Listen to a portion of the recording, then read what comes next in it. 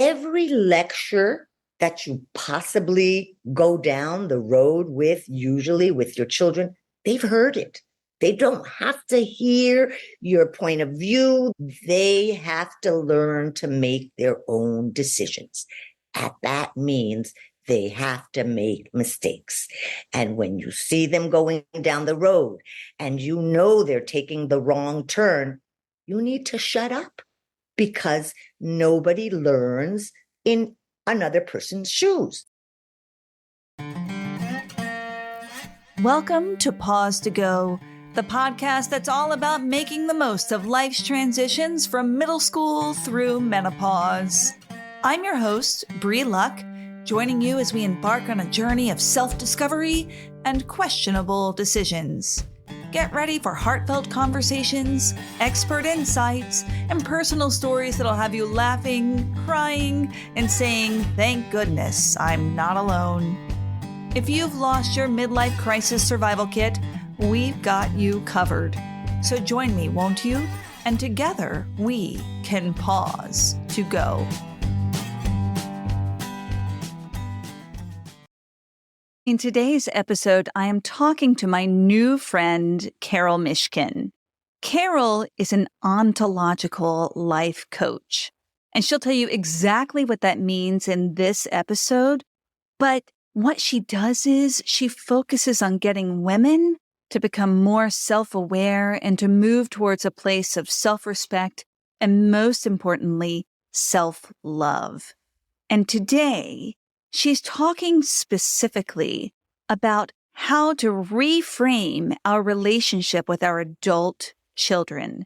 It's fascinating information and really close to my heart. So my daughters are both moving out of the house this fall, and I'm going to have an empty nest, and they're growing up. So clearly it was top of mind for me. Perhaps this was a little self-serving to have this as an episode, but I thought it might appeal to you as well, because whether you have children who will be adults someday or who are adults now and you're grappling with that shift in relationship, or if you have parents and you are navigating your connection to your parents as an adult and really examining how that relationship evolves and changes, this episode has some great strategies for cultivating a new relationship with your child or with your parent, and ultimately, let's be honest, with yourself. Speaking of growing children, I have been Googling empty nest syndrome so many times over the last month because I've been feeling a great deal of transitional anxiety and sadness. And just calling it like it is. One of the things that you can do to move through the grief of having your children move on is to get involved with something creative and meaningful and productive to you. And I just got to say, if you really want a new project that can keep you engaged, you might want to start a podcast. And if you want to start a podcast, I strongly recommend that you sign up for my PodCamp 2023. We have 22 members in the group right now. It is so much fun to see people bringing their new podcast to fruition.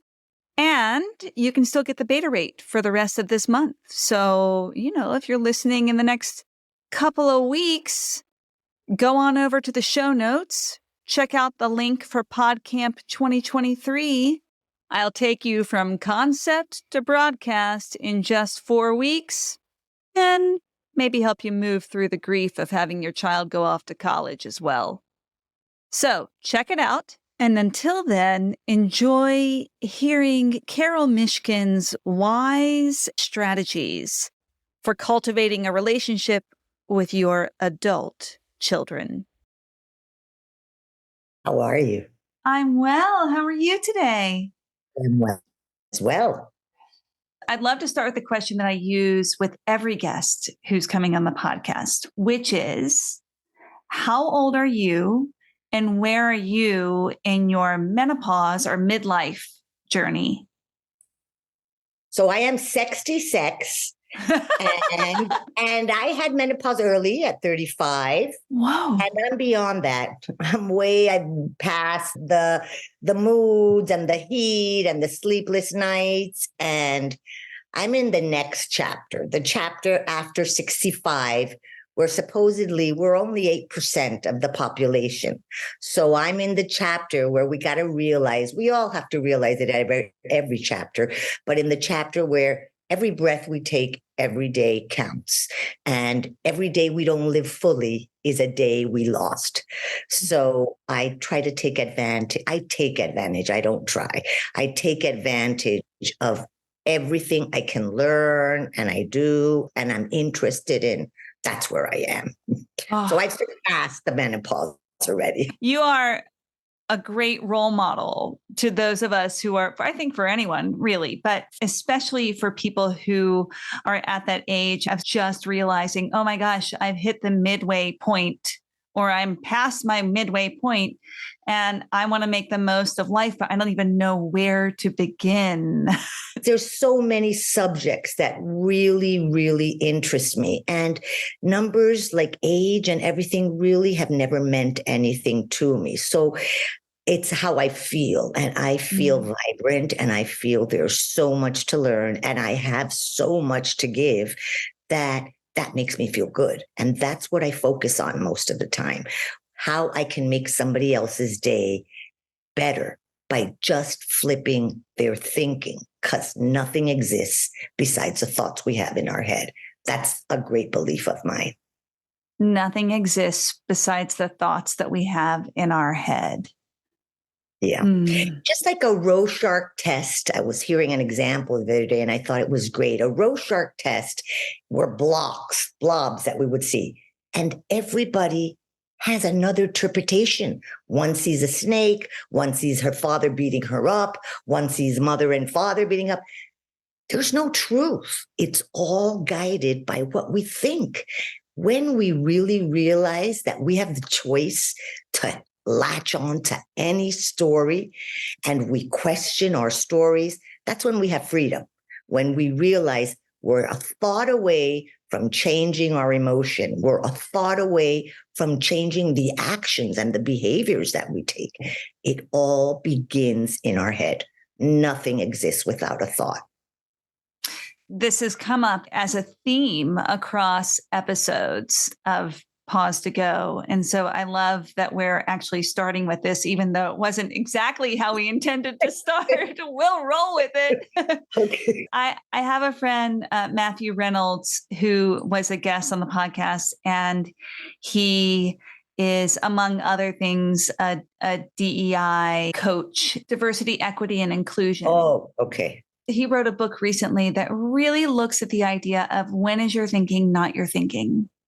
Because so much of our thinking is colored by the culture that we grew up in, the conditioning that we went through, so much so that we're completely unawares of it. An example of being unaware of a conditioned thought process that makes a huge difference in life is one that you pointed out to me the last time we met. I said to you, I can't wait to meet with you.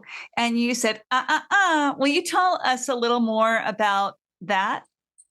So we know today, beyond a shadow of a doubt, that our words and our thoughts have power. And every time we think a thought and every time we speak a word, we are co-creating with the universe. So our thoughts are considered electrical energy. Like we have the ability to put in a finger in a light bulb and light a 60-watt bulb. Our thoughts are electrical and our emotions are magnetic. The world we live in is electromagnetic. So every time we speak, we are co-creating and sending messages out to the universe. 7 seconds, and this is science already, 7 seconds after we say something, The message is already out there. So our words are generating our realities. That's why language is so important, because how we speak is how we see, and we demonstrate who we are in the way we speak. So, for example, the word can't wait. Our brain is literal. It doesn't say, oh, she was just making an illusion, or she was just making a joke. No, it says can't wait. And for 6 hours, every organ in your body has that information. And 7 trillion cells have that information. And then we just start co-creating with the universe. So literally, what does that mean? I can't wait. So give me a heart attack. So let me be mugged. Let me be in a car accident. So what we want to do is choose better words to describe our realities. I'm excited to meet you. I'm looking forward to meet you. Those are building words. Something like I can't wait is not a good message. And like that, we're doing it all day long. When I say to you, don't forget, the brain doesn't hear that. It doesn't hear don't, it hears forget. So we change it to remember. It's just linguistic words that are better choices and help us out throughout our day. If we wake up in the morning, oh, I'm going to have a terrible day. Try to have a good day with that declaration. You're going to burn the toast. You can't find your keys. You can't find your car. You go to your garage. Somebody's parked behind you. Then you're in traffic, and we don't realize it. We have a lot more power in our world and in our inner world. And that's what we have to work on. What can we do? How can we change? Because we don't have power on the outer world.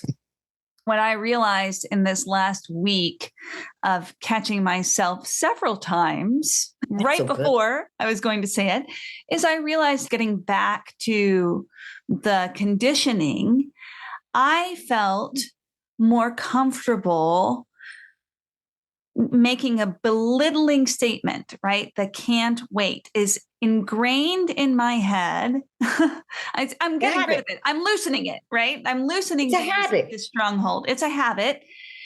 And the habit is that we can't just express joy and excitement completely, because that's not acceptable. This is not a truth. It's a conditioning, right? That's all. So thank you for making me aware of that language and those thought processes. And I think that really helps us move into the next section of what we wanted to talk about, which is you in your wisdom, in your sexy years.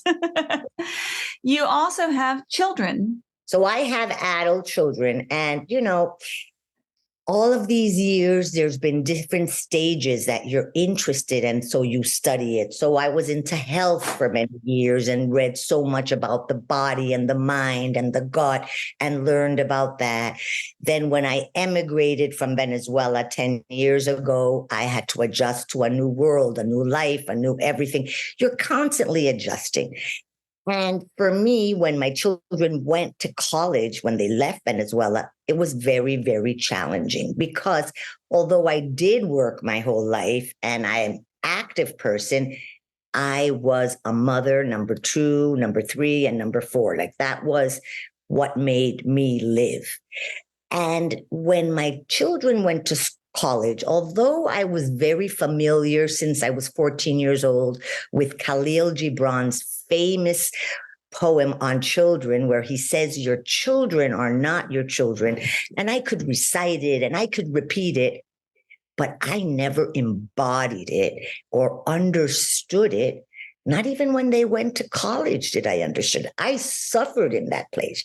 When I came to the United States, my children were already graduated. One was living in one place in California. One was here in Miami for a while. They got married. And here I was thinking, okay, so they're married and life is great and it's going to be similar to mine and we're going to be involved. And I am in the progress. I am a work in progress. I had to relearn how to be an unmother, because your job of mothering when your child is an adult is over. And what you need to do is develop a new relationship, adult to adult, where there is respect, where there is communication. And that takes work. If you haven't done that in the past, and if you think, no, I'm your mother, I did all this for you, I sent you to school, I sent you to the best, you owe me. There is no you owe me. You were their mother because you were handed a package that peed and pooed and cried, and you had no idea what to do. They needed you 100%. And then they went to third grade, and they needed you differently. They needed you as a guide, as a mentor, as controller, as avoiding danger. Then they go to 12 and 13, and they need you differently. But at 21, they don't need you. And so if you want to be in their life and have a life, there's got to be a change. And that's pretty new information. That's pretty much not like the way we saw it in the past, because of religion, because of Jewish families or Italian families, or our past was this way. We would think we have to, we're going to be with our parents. It's a different world today. And people get old in life when they are not able to be flexible with their beliefs. The new old person of our world, it's going to be the person who is not able to change their beliefs and ways of thinking and be flexible, because we have a very, very, very changing world. And one of them is that Bible statement of honor your mother and your father. It's different now. It's not taken into consideration like the way we grew up. It was like, your dad would ask you for something in another room out down the street, and you'd go. Right now, you want them to get you a glass of water in the kitchen, and it's like, really? I mean, I have to get up to get you a glass of water. So there's a lot of shifting you have to do because your child is living their life. And that's challenging. You've mentioned a shifting culture. It does seem like this is coming up a lot. These parents, one of the reasons that I wanted to have you on is because I have two daughters who are 21 and 17. The younger one's going off to college. The older one just graduated from college. I feel the shifting relationship. I know that it's taking effort on my part that I did not anticipate. And I will say that the returns that I'm finding so far, I know I'm at the beginning of that journey, are worth it. They're so worth it. But it's hard and challenging. It is challenging. Let's say hard. And there's like another word thing, because when I say hard, I have blocked all the possibility for my brain. When I say challenging, my brain is prepared to, okay, I'm going to do this. It's a little challenging. I'll do this. It gives you options. Hard closes options. So that's another really important word that I eliminate from my language. Great. So it is challenging.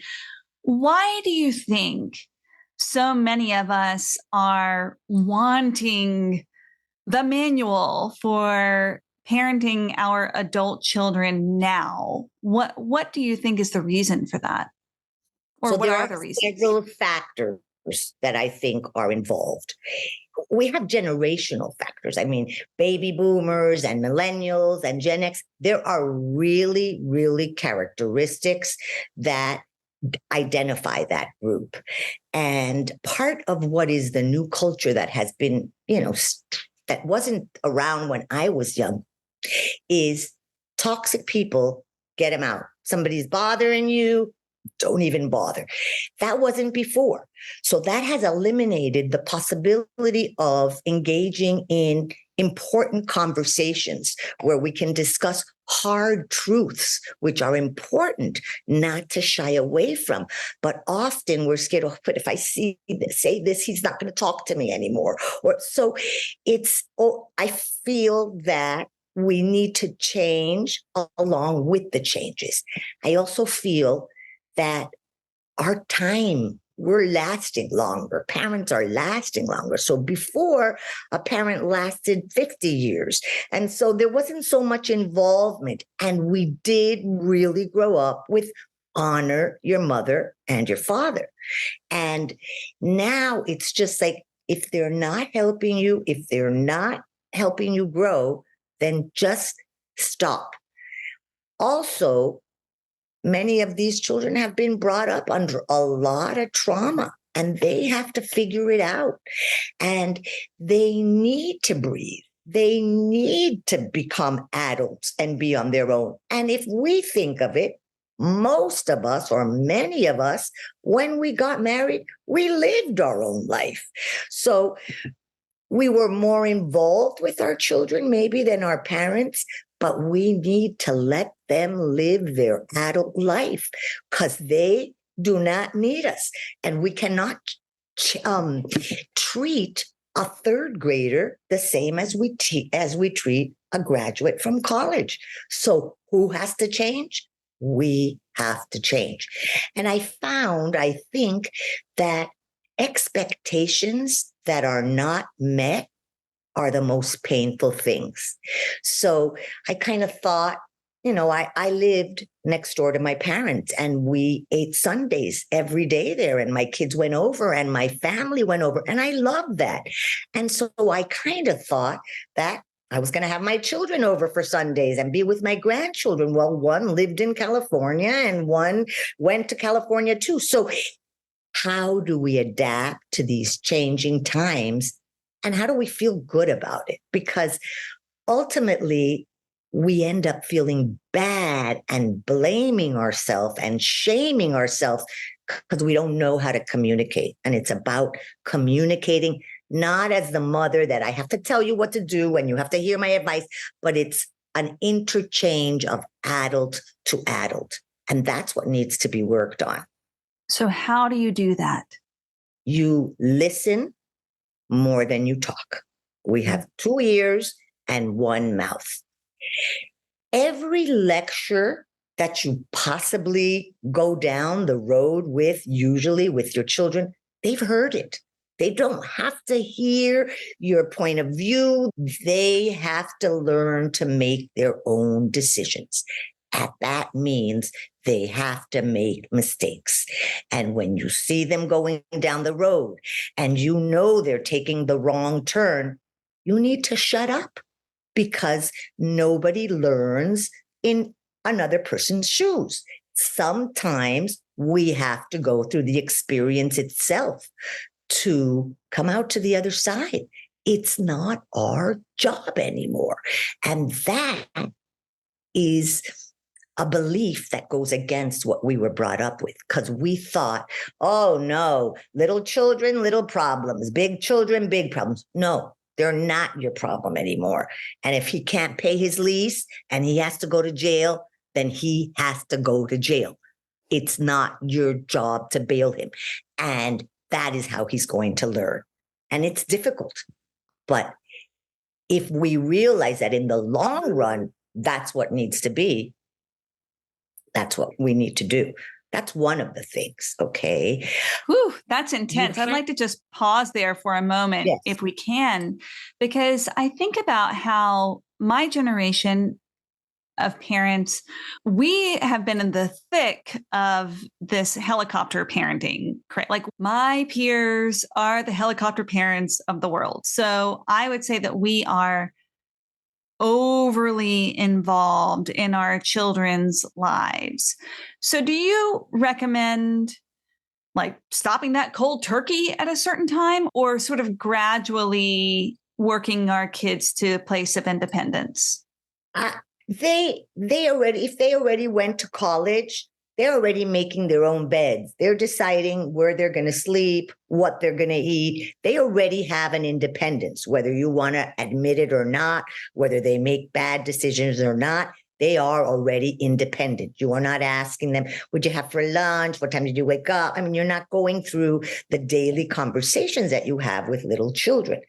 I don't think there's formulas for anything, and I think everybody is as unique as their fingerprint.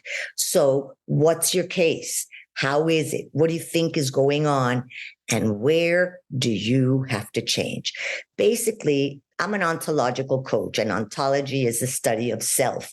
And one of our bases is you cannot change anybody else. You can only change yourself and the way you look at the other person. So what I think when our children are adult, it's a time to focus the light within, and it's a time to reinvent yourself, because mothering is not even a role, is what I'm learning. It's just a relationship. So that relationship that you had of nurturing and taking care of and being worried about and everything that you did, that's done. Can you accept that? Can you accept that you did your job? And if you want to continue a relationship from here on, you need to change. And the relationship rules need to change. And those we can negotiate with our child respectfully. What we want mostly is never to close the doors of communication. Be a better listener.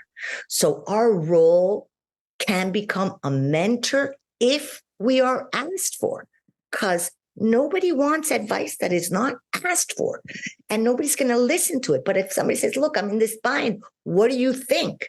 Then you can speak. Otherwise, we lost that right. Doesn't matter what you did for your kid. Doesn't matter if you broke your back working to put them through colleges. You chose that. Nobody told you to do that. That was your choice. Now we've got to cut the strings. And how we do that, whether it's gradually or not, it's our work. There's not a formula. It's just, how are you feeling in this? What more do you need to do on you? Because if you're not well, then you're in a communication and your hurts are going to come out and your triggers are going to come out. So find yourself again as a woman, as a wife, if you are a wife, and as an individual, that your life has not ended. It is beginning in a new way. How are you going to reinvent yourself? What a wonderful gift to be able to reinvent yourself once again when your children are gone, and do your own things and find your own interests. How many weekends and how many trips did you not take and go to places because of your kids? Well, it's your turn to live now. Live. Whew. That's a big one. It's one of those things that's like, oh, there is so much opportunity here. And also, I think it's okay. I mean, I'm in the thick of it right now, right? I am in the thick of this transitional time with my children. I'm about to have an empty nest. And the way that I have reframed it for myself is I get to start a new job. I'm so excited. I'm so excited about my new job. Also, I really liked a lot of things about my old job. So how can I ritualize the ending of that for myself, right? It doesn't even involve my kids. How can I ritualize for myself the ending of this mother career path that was one of many careers, but this mother job that I have? How can let me throw myself a really great retirement party from that. And I don't mean that. Maybe I mean it literally, but I Maybe really we mean need to celebrate it. Hey, I did my job. It's over. I'm done. You're now on your own. Maybe we have to do that, But I think most of all, it's an awareness. It's coming to terms with the fact that our job is over. Mm-hmm. And like I posted today, okay, what do I dislike about parenting adult children? And some of the things, they don't listen. They know everything. No, that's the way it is. So we can't change the other. How do I make myself happy? I mean, there can be sadness in this process, because you know what? everybody responds differently. As I work with so many women, some are so joyful that their kids are gone. Look, I'm really ready for this stage. I'm planning to go with my husband here, or I'm going to do this. So many are joyful. So it's not even challenging for everybody. It's challenging, I think, for us that really wanted to be a mother and that we identified so much with that role. And we loved it because I dreamt of being a mother since I was 3 years old. So it's, how do I learn to unmother? How do I learn to go from a mother to a mentor, to a friend, to nice moments? How can you engage in nice moments? Because nice moments create good conversations. How can I engage in good questions? Questions are crucial. Hey, that new tattoo, why'd you choose an alligator? Tell me a little bit about that. It's like engage in topics that they're interested in. Because if you realize it, often when you're going to go talk with them, you're going to go talk about yourself. And I just learned this and I did this. No, they want to hear about it. They want to hear you acknowledging their steps. And this is a really tricky one because anything you tell an adult child, it's automatically taken as a criticism. You're not criticizing, you're making a statement. But for them, it's a criticism. Now, that has to do with them.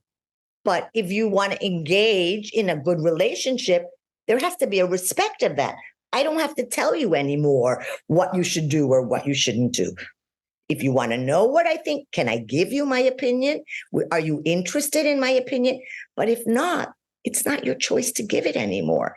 And that is challenging because change is not one of our greatest gifts for most of us, to change because we like our comfort zone. And this involves a very, very big change. We know that when we're at the edge of growth, when we're at that leading edge or that learning edge, it is uncomfortable, and it's okay to be a little uncomfortable, and we can sit with that. Carol, when you mentioned asking them, would you like my opinion on this? Would you like how I think about it? Would you like my point of view? So one of the things that I've been implementing with some success with my own kids is when first of all, I work to not offer opinions or advice or thoughts unless they have expressly asked for it. And when they are sharing something, I will often ask, would you like me to just listen? Would you like me to help you strategize a solution for this? Or are you looking for feedback? And I let them navigate what that looks like. And there may be a little bit of eye rolling because it's like, oh, mom, you're using your, psycho babble talk on me again. That's okay. Like I'm not taking that personally. I know that it's letting them set a boundary that I can then work within. And it also ensures that I'm not going to get my feelings hurt because I think that they're asking for something that they're not asking for. That's a really great strategy. Very good. And it's a beginning because there might be days you don't feel like saying it, but you need to keep working on that because that's the goal. That's the goal if you want to have good communication. And depending how she reacts says more about her than you. So there might be some days where she'll right away, no, I really want you to give me a strategy. And then there's some days that she again gets into that little girl, and here's my mom using her psychology to try. So it has nothing to do with you. So, which rule I think is so helpful in dealing with adult children, and it's very challenging. Don't take things personally. Anything they say or do has nothing to do with you. And this doesn't only go for our children. It goes for everybody in life. Every conversation that you have, that person is talking from their space. And if you get insulted, that's your space. And you can't take things personal. And that's challenging. But That's what we have to do. Because if we think, okay, he just lashed out, but it's not me. She's going through a tough moment with changing jobs, with his new baby, with even being an adult. Because how many times do you feel like creeping back into the room? We all feel like that at times. So maybe the attitude has to be, it's okay. Whatever it is, it's okay. What's not okay is abuse, because there's a lot of children that are not kind, abusive, and that is where boundaries come in. Your rights end where mine begin. Do whatever you want in your house, speak whatever you want, but in my house, we don't whatever. And so since we are now relating as an adult to an adult, this is what I want. And I think a really, really wonderful beginning place is a communication where you say to your child, look, I want to hear what it is that bugs you about me, what it is you'd like me to change, what it is. I am not going to interrupt you. I am not going to defend myself. I just want to listen because I want to improve, because I want to have a great relationship with you. And when that's done, when that conversation's done, you don't have to say it at that moment. You can say, can I talk now? Because we also have things that bother us. It really bothers me when you hang up on me in the middle of a conversation, or it really bothers me when you come here and you just pretend this house was like yours, and you leave this here and you leave this here and you start speaking really loud on your phone. If we're going to have an honest relationship, I need to be allowed as well. But start with listening to them.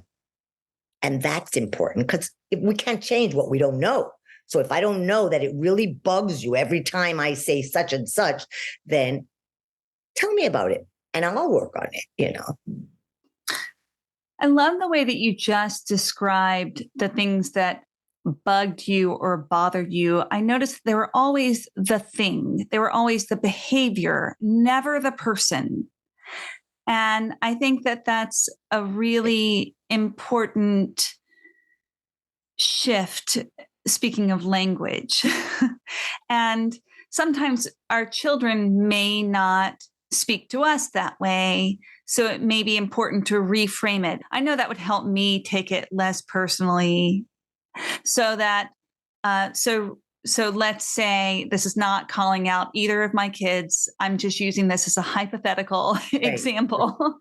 The hypothetical example is, Mom, you're stressing me out, right?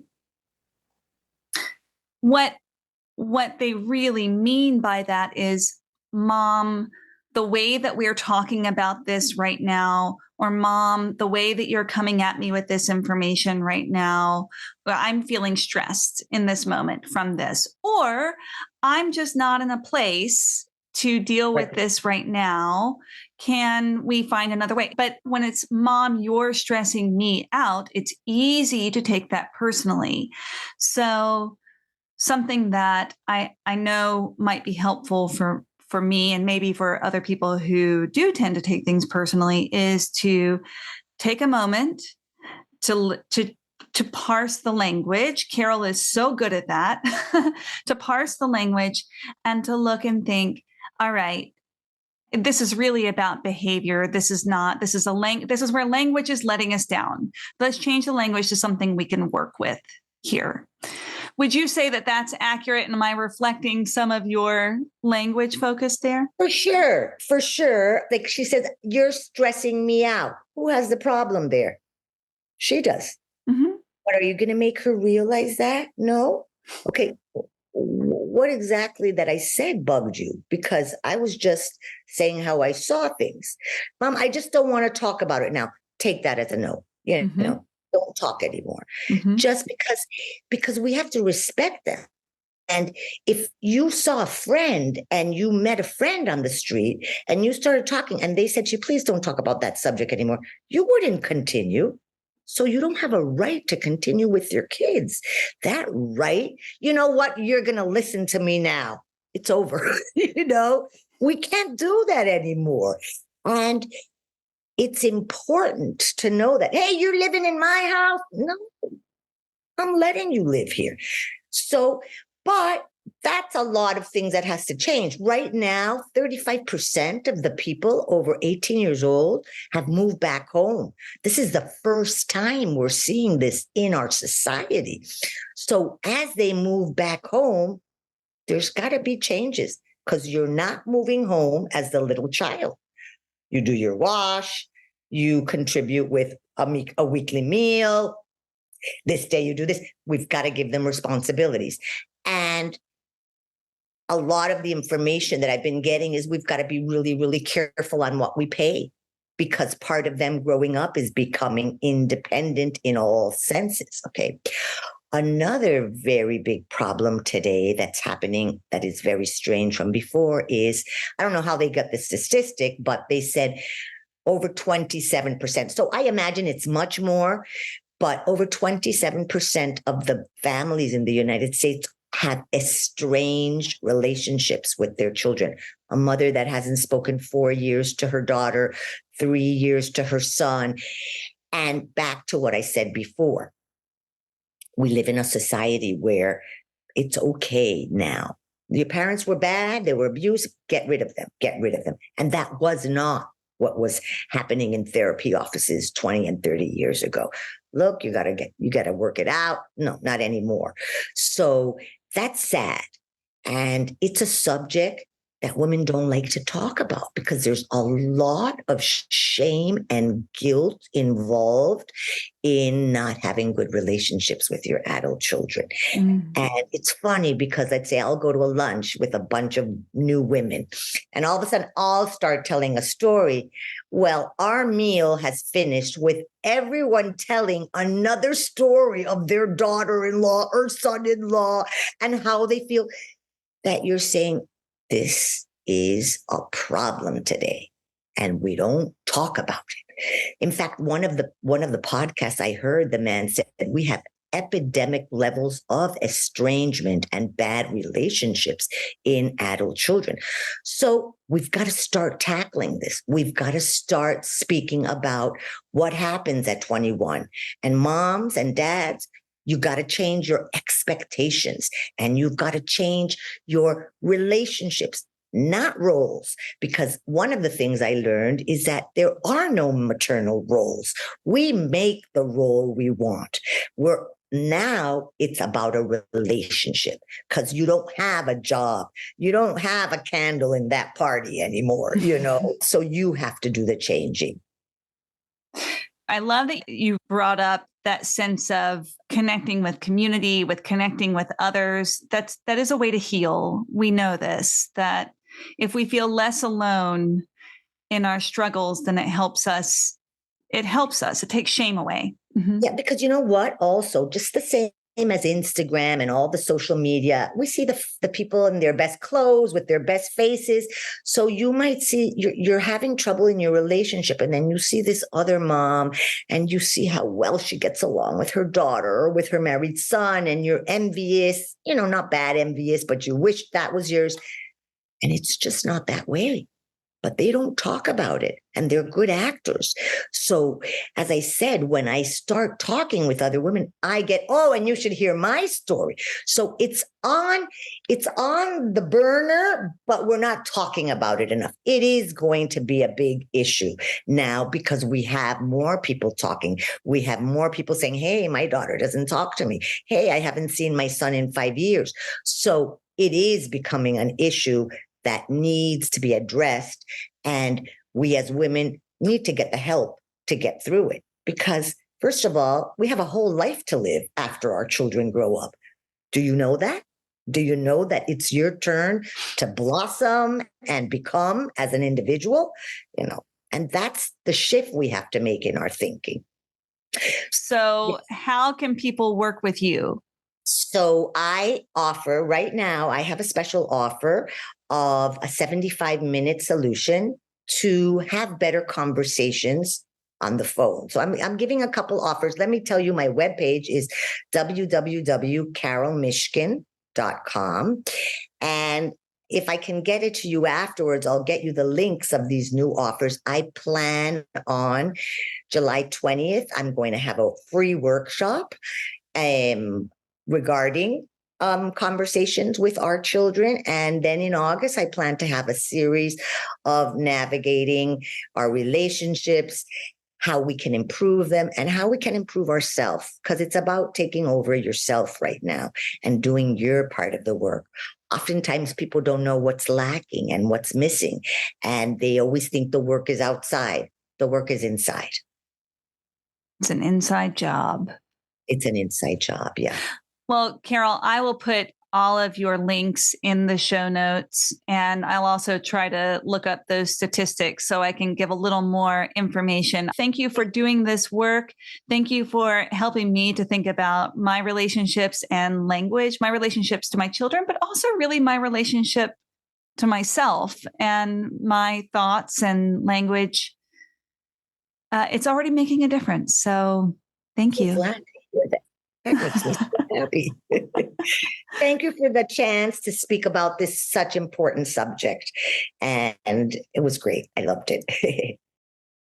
Here's my call to action for this episode. That's what they call it when I'm trying to get you to do something. I want you to do something, and that is to share your story. So if you would like to share an experience of your midlife delights, agony, or just plain humor, you can leave me a voice memo on my new website, pausetogopodcast.com. There's a tab on the right side of the website that says something like, leave me a voice memo. And you can just record a voice memo for me right there and I'll get it. And if you feel comfortable having me share your voice on the pod, then I can share that with everyone. It's so nice to hear other people's voices. But if you don't feel comfortable having me share your voice, I can just anonymously share your story. It'll be great to have your stories on the Pause to Go podcast. All right, stay curious, y'all. Here are my key takeaways from this episode with Carol Mishkin. Number 1, consider shifting your language and thoughts to create a more positive and empowering mindset. Replace negative phrases like can't wait with more positive alternatives such as excited or looking forward to. Number 2, reflect on your relationship with your adult child and consider the need for a shift in dynamics. Use this as an opportunity to develop a new relationship as adults based on respect and open communication. Number 3, listen more than you talk when communicating with your adult children, allowing for meaningful interchange of ideas and perspectives. And number 4, embrace the changing culture and generational factors, understanding that the parenting landscape has evolved and you can adapt to the changing times and let your adult children live their own lives. Thank you for listening to the Pause to Go podcast. Special thanks to Code-Based Co-working and WTJU Radio for their support. This has been an Awkward Sage production.